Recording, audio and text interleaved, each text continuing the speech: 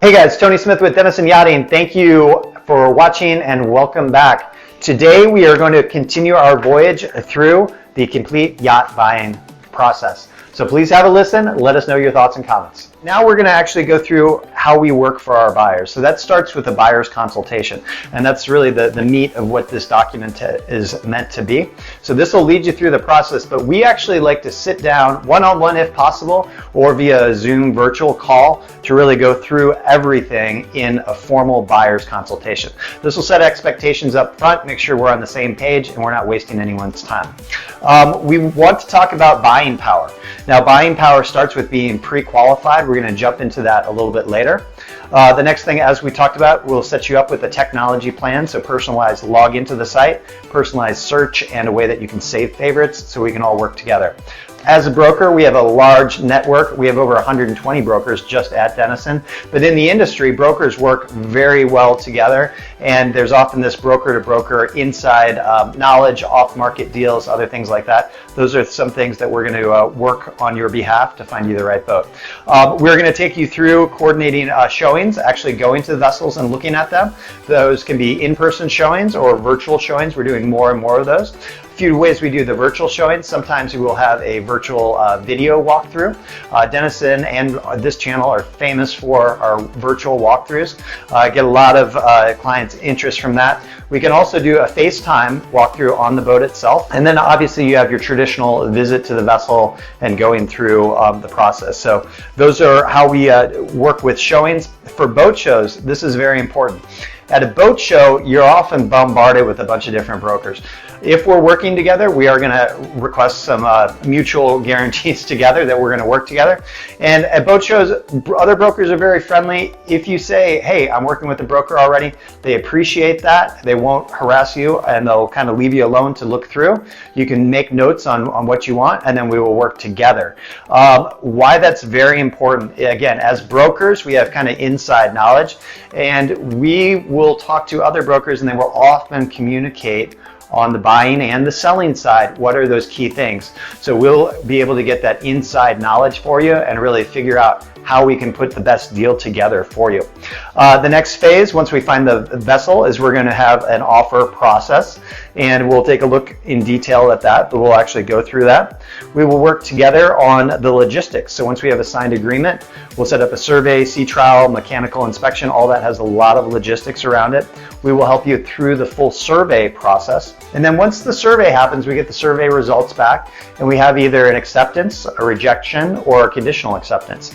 So oftentimes in a survey, they will find things. Good rule of thumb, 1 foot per boat, one issue that they will find.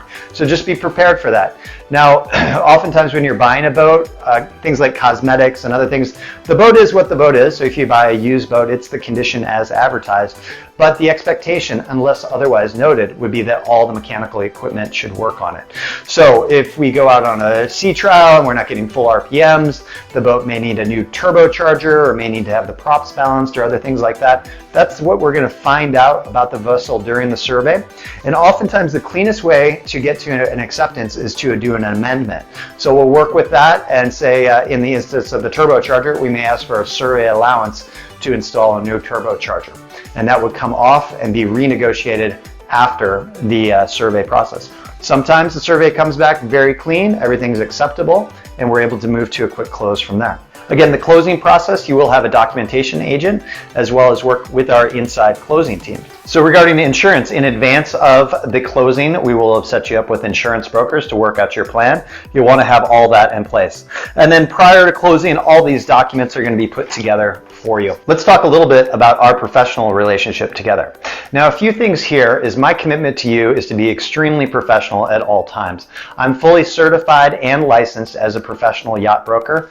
And then some states require licensing, others do not. The two main states that require licensing are Florida and California. I'm licensed in both of those states, and I have actually taken the Certified Professional Yacht Broker test. Now, a few things about contracts. We work with the International Yacht Broker Association, and we do stick to their code of ethics at all times. Now, again, this is a very skilled service. To become a yacht broker, often, many of us have a long history. I'm a 100-ton master captain, have been in the industry for many, many years, but the journey to get here to being a yacht broker, it's not always a linear path. So there's a lot of tribal knowledge that we gather along the way.